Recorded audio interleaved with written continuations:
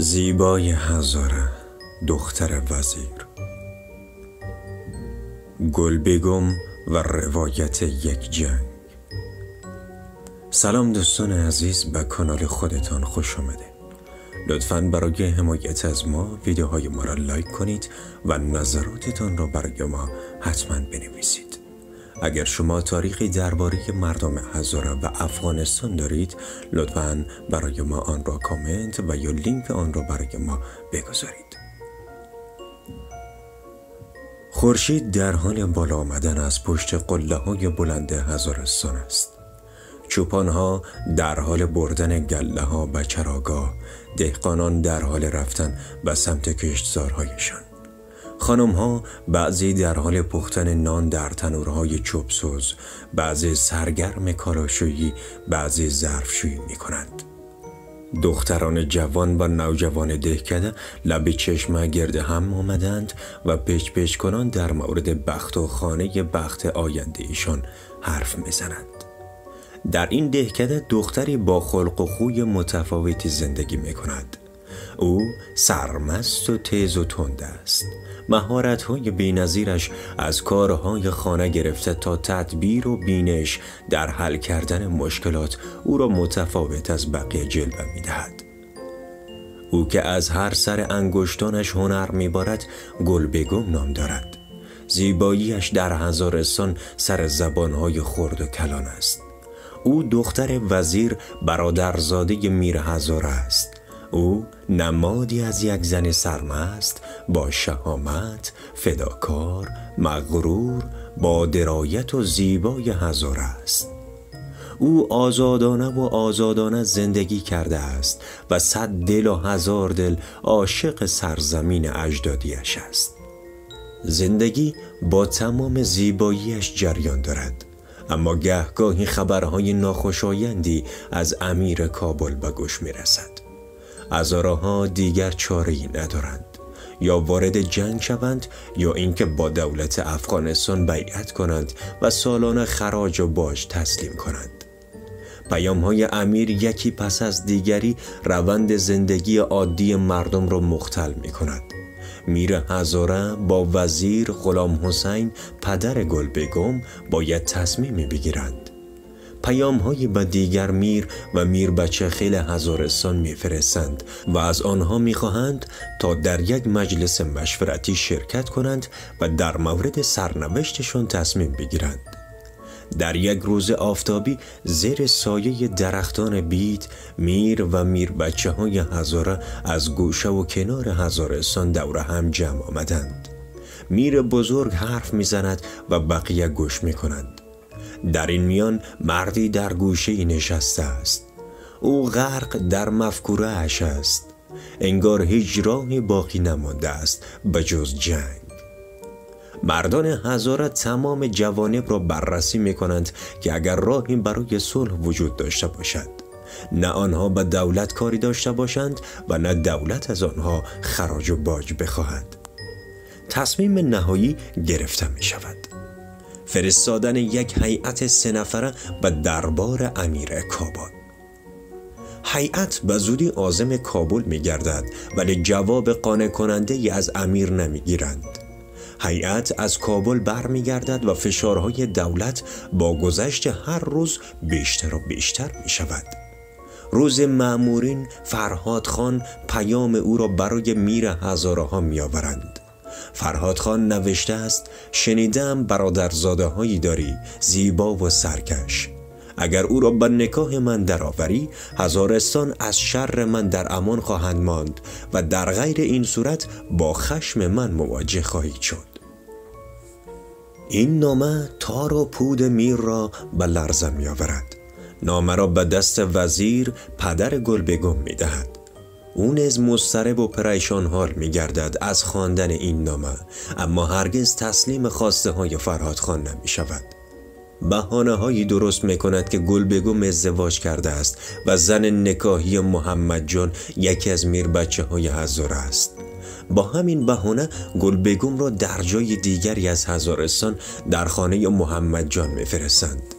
قرار بر این است تا جنگ به پایان نرسیده گلبگم در خانه او زندگی کند و پدرش مخارج او را بپردازد. جنگ کم کم شدت بیشتری می گیرد. حمله های فرهاد خان روز به روز افزایش می یابد. مردان هزاره خانه هایشان را ترک می کنند و در کوه ها سنگر دائمی می گیرند. زنان هزاره کارشان از هر زمان بیشتر می شود. حالا نه تنها به امورات خانه باید رسیدگی کنند، بلکه نیروی تقویت بخشی مردان سنگردار نیز باشند. جنگ به طول می انجامد. مردان هزاره با آگاهی از شکست در مقابل امیر کابل باز هم به جنگ ادامه می دهند. آنها تا به یاد دارند آزاد زیستند و از این به بعد نیز تسلیم خواسته های امیر نخواهند شد. جنگ به درازا می کشد. پدر گلبگم نمی تواند مخارج دخترش را برساند. محمد جان از همین فرصت استفاده می کند و تلاش می کند بر گلبگم فشار بیاورد تا زن نکاحی او شود. اما گلبگم تسلیم خواسته های او نمی شود و شبانگاه از آنجا به سمت خانه پدرش فرار می کند. با رسیدن فصل سرما در هزارستان از شدت جنگ کاسته می شود. سنگرها خالی می شوند و مردان به خانه هایشان برمی گردند. با آب شدن برف زمستان دوباره زندگی مردم را خطر مرگ همگانی توسط سربازان امیر تهدید می کند. گلبگم با متانتی که به خرج می دهد از آنچه در خانه محمد جان بر او رفته است با کسی چیزی در میان نمی گذارد. حتی با پدرش که صمیمی ترین دوست او است. پدرش دوباره او را به خانه محمد جان می فرستد. این بار جنگی سخت میان هزاره ها و سربازان امیر در می گیرد که دیگر امید پیروزی نمی ماند. پدر گلبگم باز هم در کوه ها پناه می برد و توسط چوپان های پیام دخترش را دریافت می کند که روزگار سختی را سپری می کند. محمد جان در صدد سازش با دولت است و اگر این طور شود زندگی گلبگم نیز در خطر خواهد افتاد.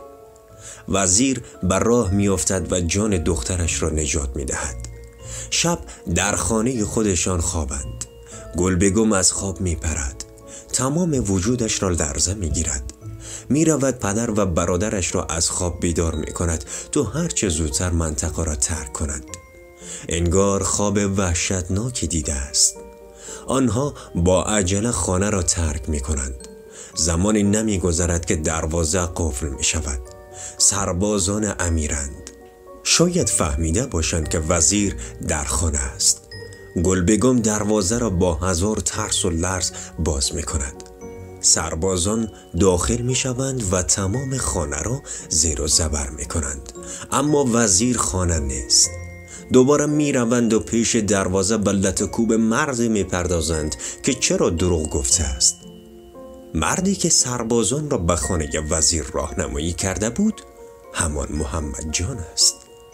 همه باید زود جمع شوند و آماده ی حرکت به سمت کابل. گلبگم هنوز باورش نمی شود که همه چیز به این زودی به پایان برسد. سنگرهای هزارستان فروخته شدند. همه آواره شدند و زنان و کودکان باقی مانده به عنوان اسیران جنگی باید به کابل انتقال یابند. گلبگم مادر و خواهر کوچک و کوچکترش را از خواب بیدار می کند. وقت زیادی ندارند. سراسیمه هر چیزی که دم دستشان می آید به تن می کنند. خوراکی ها را فراموش کردند. وقتی بیرون می شوند می بینند که یک جمعیت بزرگ از زنان و کودکان تشکیل شده. همگی زار و گریانند و از بخت بدشان می نالند. قافله حرکت می کند. شلاق‌های سربازان پشت سر هم با پشت و پهلوی اسیران نواخته می شود. اسیران یکی کفش ندارد، یکی روسری نپوشیده، یکی با لباس خواب بیرون شده و گلبگم است که کفشاش را به مادر می دهد و خودش پا برهنه گاهی به این کمک می کند و گاهی کودک مادر را به بغل می گیرد و گاهی گونه هایی را از اشک پاک می کند. مرگ خواهر کوچکش اندی را مرگ خواهر کوچکش اندکی از انرژی او می‌کاهد، اما همچنان فعالانه در قافله می‌ماند. بگذاریم از این که در راه چه مشکلات و زجرهایی را متحمل می‌شوند و حالا به کابل رسیدند. گلبگم باید به خانه فرهاد خان برود. او با چال و نیرنگ هایی که به کار میگیرد از شر فرهاد خان خودش را خلاص میکند و به زندان کابل فرستاده میشود، جایی که محل نگهداری اسیران جنگی هزاره است، جایی که ثروتمندان و زورمندان برای خرید کنیز و غلام میآیند.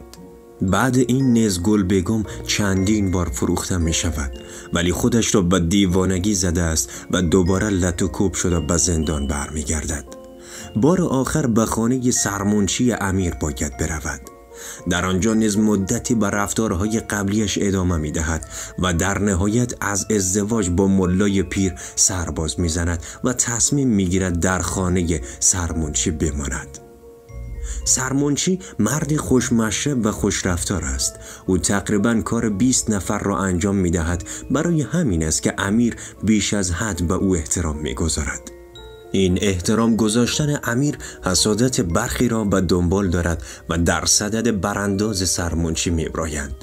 سرمنشی زنش را از دست می دهد و حالا گلبگم است که با تمام توان و عاشقانه برای او خدمت می کند و مایه آرامش او را فراهم می کند. با گذشت هر روز بیشتر به سرمنشی دلبستگی پیدا می کند و بالعکس سرمنشی نیز گلبگم را دوست دارد. با او به عنوان یک کنیز برخورد نمی کند.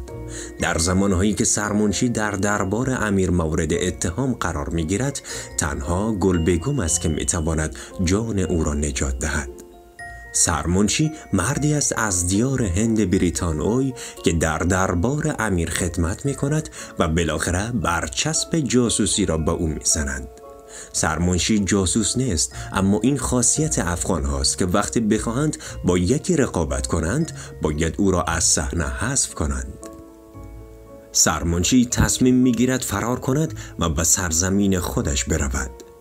گلبگم در طول 4 سال دوری از سرزمین زیبای هزارستان حتی یک لحظه از یاد آنجا غافل نمانده است. با اینکه مادرش در چند کوچه آن طرفتر زندگی می کند و محمد جان هم مرد ثروتمندی شده است، چندین غلام و کنیز هزاره در خانه‌اش دارد.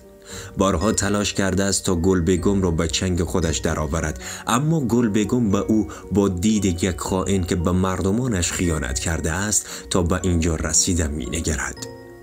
گلبگم نیز چندین بار با تغییر چهره به ملاقات او آمده است. حالا که سرمنشی تصمیم گرفته تا از این مملکت خارج شود، دیگر هیچ راه امنی باقی نمانده است. تنها راه امن کوهپایه‌های هزارستان است. سرمنشی به راهنمایی ضرورت دارد تا او را از این راه عبور دهد. چه کسی بهتر از گلبگم؟ هر دو شبانگاه از کابل فرار می کنند و با طی مسافه نچندان دور به سر مرز بین هزارستان و افغانستان می رسند. البته این تصور گلبگم است که هزارجات را جدا از افغانستان فکر می کند، بیخبر از آن که حالا سرزمین پدریش جزوی از افغانستان است. کنار چشمه با هم به گفتگو می پردازند. گلبگم از هزارها و هزارستان می گوید و سرمنشی از هند بریتانوی تعریف می کند. او از گلبگم می خواهد تا همراهش به هند برود. ناگهان مردان سوار بر اسب که به تعقیب این دوتا فراری آمده اند از دور دیده می شوند. هر دو به تپه بالا می شوند، در جای کمین می گیرند. متوجه می شوند کسی که آنها را تعقیب کرده است کسی نیست به جز محمد جان. در اینجا اول گلبگم و بعد محمد جان جانشان را از دست می دهند. آخرین وصیت گلبگم به سرمنشی این است که برو آزاد شدی، به سرزمین خودت برگرد و زندگی کن. این مملکت ارزش آدم‌های مثل تو را نمی‌داند. آری، کتاب دختر وزیر زیبای هزاره از گلبگم سخن میگوید. از رنج اولاد آدمی بر یکدیگر میگوید، رنجی که خود نویسنده در بیانش اظهار عجز میکند. گلبگم در کتل میان اسیری و بردگی و سرزمین پدریش جان می‌دهد تا جان کسی را نجات دهد. او باکره وارد کابل شده بود و باکره از کابل خارج شد. این کتاب از وزیر میگوید او نمادی از مردان آزادی هزاره است که تمام آسایش زندگی را رها می کند تا سرزمینش را به کسی نفروشد. با تمام چیزهایی که دولت امیر با او پیشنهاد کرده بود هرگز دست به خیانت نزد و مردانه‌وار تا آخر عمرش در سنگر آزادی خواهی باقی ماند. و کتاب دختر وزیر از محمد جان میگوید او نمادی از خوانین هزاره است که به ملتش و سرزمینش خیانت کردند تا به نان و نمکی برسند. کتاب دختر وزیر گزارشی از جنگ هزاره ها علیه عبدالرحمن است، جنگی که در آن هزاره ها شدیدترین سرکوب تاریخی را پشت سر گذراندند. سرزمین های اجدادیشان به تاراج رفت، زنان و کودکانشان به بازارهای برده فروشی دنیا به فروش رفتند و تقریباً برای 1 قرن از صحنه سیاسی و شهروندی افغانستان به حاشیه رانده شدند. این کتاب توسط لیلیلز همیلتون طبیب دربار امیر نوشته شده است و در سال 1392 توسط عبدالله محمدی ترجمه شده و با کمک انتشارات عرفان به چاپ رسیده است. گرچند مقدمه بلند بالا از مترجم با متن خیلی سنگین که امکان دارد خواننده های مثل مرا از خواندن کتاب باز دارد، اما ترجمه از متن نسبتاً ساده و عام‌فهم برخوردار است که هر کسی میتواند به راحتی در متن گم شود. خوبی دیگر این کتاب این است که توسط یک غیر هزاره نوشته شده است، غیر هزاره هایی که به خوبی از اتفاقات آگاه بوده است. من تعجب کردم که نویسنده این کتاب علاوه بر فهمش از جنگ هزاره ها از عرف و عنعنات در هم تنیده هزاره ها آگاهی کامل دارد. مثل این میماند که شاید سالها 10,000 سال زندگی کرده باشد. سپاس فراوان عزیزانی که ما را تا آخر این داستان همراه بودید. لطفاً برای حمایت از ما ویدیوهای ما را لایک کنید و نظراتتان را برای ما حتما بنویسید. اگر تازه به چینل ما آمدید پس چینل ما را سابسکرایب کنید و علامت زنگوله کنار آن را بزنید تا هرچه زودتر از ویدیوهای بعدی ما آگاه شوید.